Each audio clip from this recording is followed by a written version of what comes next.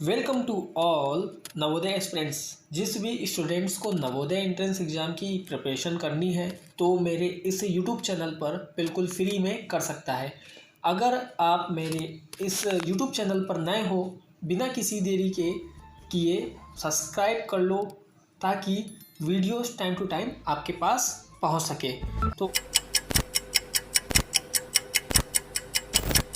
तो आज हम यहाँ पर पढ़ने वाले हैं नंबर और नंबर सिस्टम।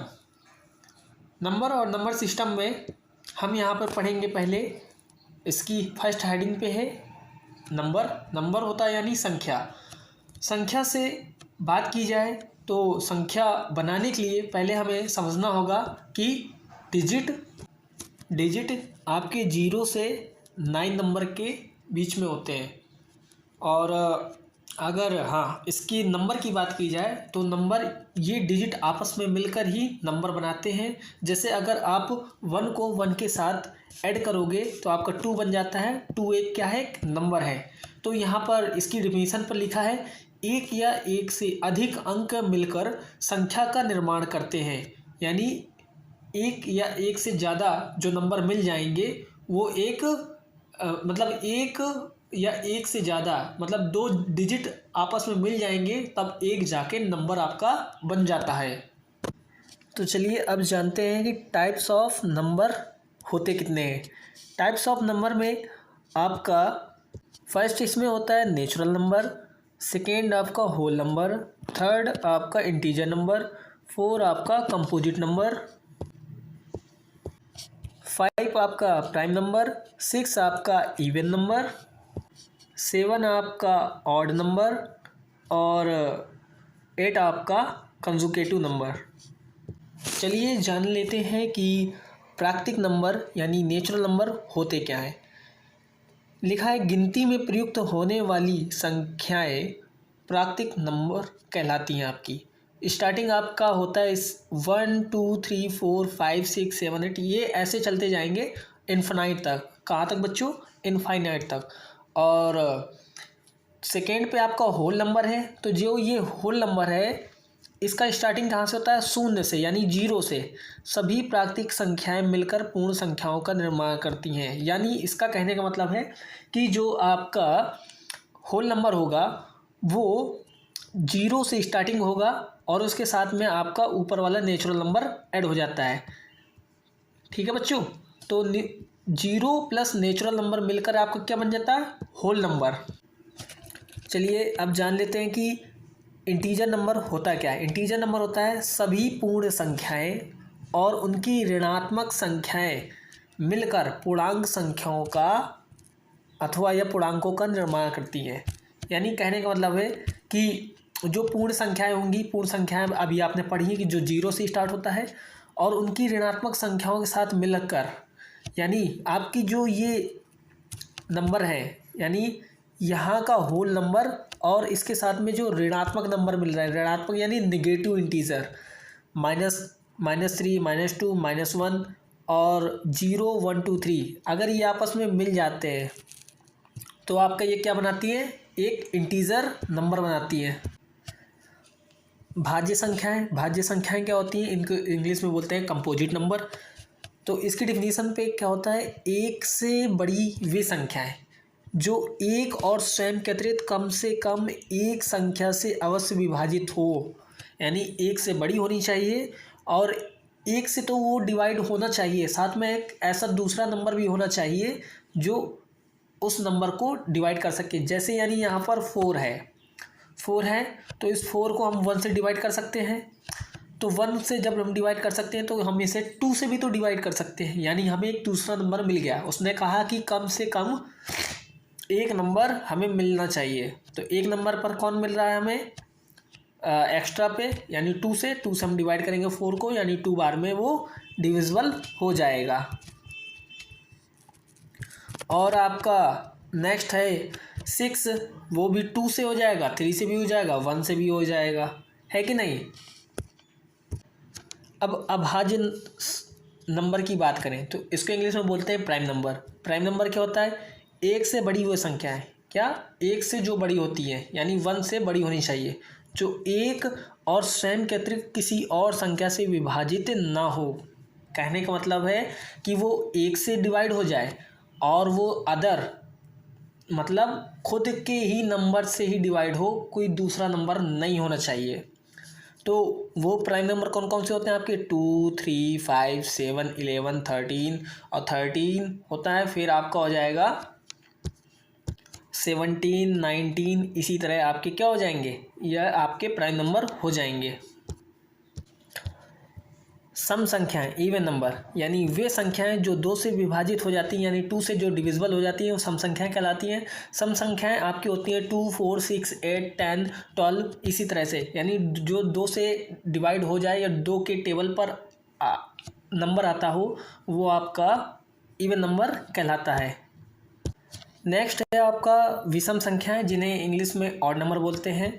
वे संख्याएं जो 2 से विभाजित नहीं होती, यानी 2 की डिविजिबिलिटी रूल पर नहीं आती हैं, तो वो आपकी कौन सी होती हैं? ऑड नंबर होती हैं। और वो ऑड नंबर स्टार्टिंग होती है 1, 3, 5, 7, 9, मतलब इसके साथ अगर 2 ऐड करते जाओगे तो आपको ये ऑड नंबर देता जाएगा। 9 के साथ 2 ऐड करोगे तो 11, 13, आपका 15, इस तरह से आपके ऑड नंबर बनते जाएंगे। नेक्स्ट है आपका कंजुगेटिव नंबर, यानी क्रमागत संख्याएं। वे संख्याएं जो क्रम से आती हों क्रमागत संख्याएं कहलाती हैं, यानी आपके इस पे एक क्रम बनना चाहिए, एक सीरीज बनना चाहिए। जैसे 1, 2, 3, 4, 17, 18, 19, 20, 88, 89, 90 और 91, इस तरह की जो आपको नंबर्स मिलेंगे इनको हम बोलते हैं कंजुगेटिव नंबर। चलिए अब कुछ इम्पोर्टेंट पॉइंट के बारे में यहाँ पर जान लेते हैं, जो कि मोस्ट इम्पॉर्टेंट है। कि देखिए, जो आपका शून्य होता है, यानी जिसको इंग्लिश में जीरो बोलते हैं, जीरो एक आपका नेचुरल नंबर नहीं होता है। सेकेंड पे 1 ना तो भाज्य है, यानी जो एक 1 नंबर है जो आपका ना तो भाज्य और ना ही आपका अभाज्य है। यहाँ पर नेक्स्ट पॉइंट है कि सभी प्राकृतिक संख्याएं पूर्ण संख्याएं होती हैं, परंतु सभी पूर्ण संख्याएं प्राकृतिक संख्याएं नहीं होती हैं। नेक्स्ट है पूर्णांक 1, 2, 3, 4 धनात्मक पूर्णांक होता है और -1, -2, -2, -3 ये आपका ऋणात्मक पूर्णांक होता है।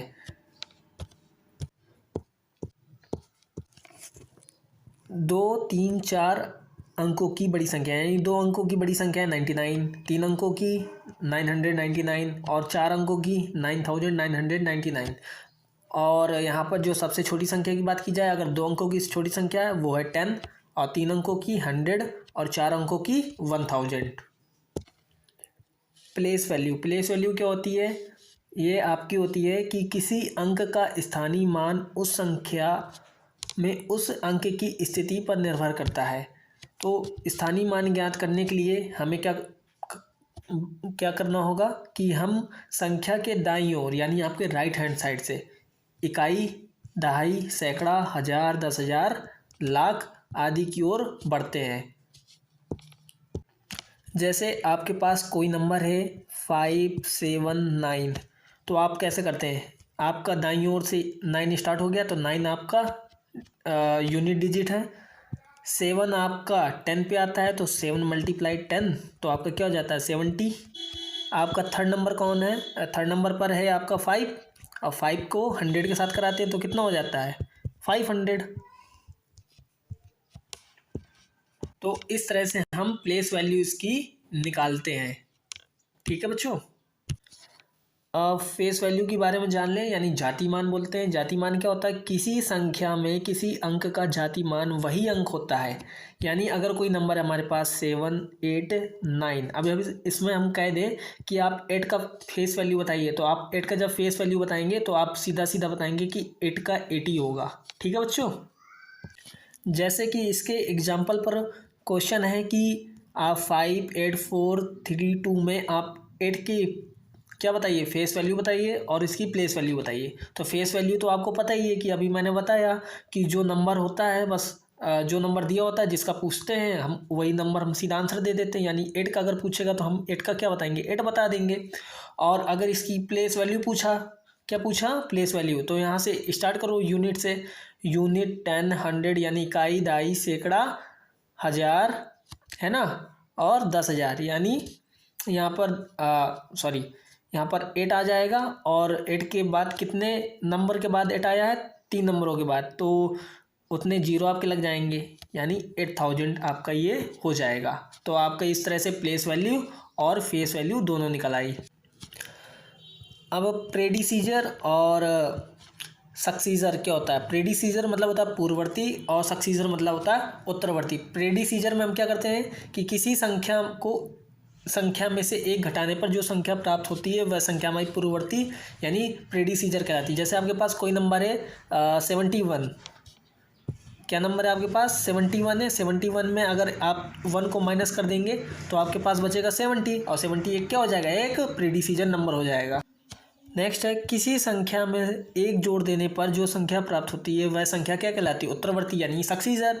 यानी एक जोड़ देने पर, यानी एक को ऐड करना पड़ेगा। जैसे हमारे पास कोई नंबर है 36 में हम 1 ऐड कर देंगे तो कितना आ जाएगा? 37, और 37 आपका क्या हो जाएगा? एक सक्सीजर हो जाएगा। प्रेडिसीजर का मतलब एक को कम करना है, और सक्सीजर मतलब एक को ऐड करना है किसी भी नंबर पर। चलिए बच्चों, जान लेते हैं कि रोमन नंबर क्या होते हैं। रोमन प्रणाली प्राचीन रोम की संख्या प्रणाली है, जिसमें आपका ये लैटिन भाषा के अक्षरों का प्रयोग किया जाता है, और यह प्रणाली केवल 7 अंकों पर आधारित है। ये 7 अंक अंग्रेजी के अक्षर हैं। अंग्रेजी के अक्षर हैं कौन कौन से? IVXLC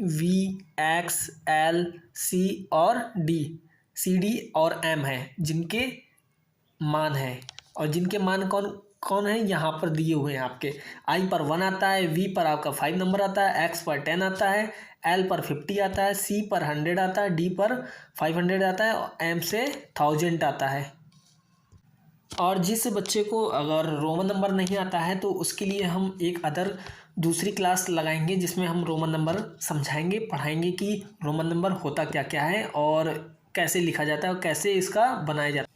फाइनली आज की जो थ्योरी क्लास है वो कंप्लीट करा दी गई है, और अभी तक इस चैनल में जुड़े रहने के लिए आप सभी को धन्यवाद करता हूँ, ताकि जल्द से जल्द आप इस वीडियो को शेयर करें, नवोदय स्टूडेंट्स के पास आप पहुंचा दें। यदि आप इस वीडियो पर नए हैं तो आप लाइक, सब्सक्राइब, शेयर करना ना भूलें।